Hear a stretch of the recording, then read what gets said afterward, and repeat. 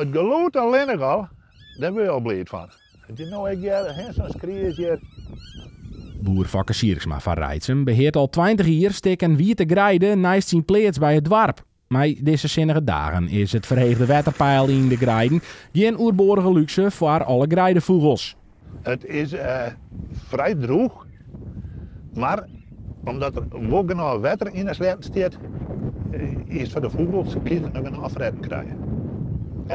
Zit je er op het stuit in of valt het daar? Nee, ik zit er net doorheen, hier net de meesten. Maar weer wel plakken, daar gaan ze het ook krabben. Oeral werd je sjoggen als jaren, voeltje loeden. De hele dagen. Nou ja, dit is dus al je alarm wat hier nou is. En deze had dus al je aaien af ze gaan pieken. Siersma kan van zijn hier genietje van de besjes.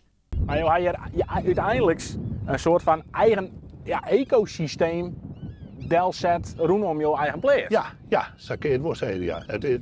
Op zich is het net heel logisch dat we het hier doen, want de meeste boeren die hebben het loon bij de pleet, broeken ze te wijtjen. En dat doen wij dus net. Het kan toevallig uit dat je vogels ziet en ja, er komen alleen maar meer en ja, dan wijtjen we hier net meer.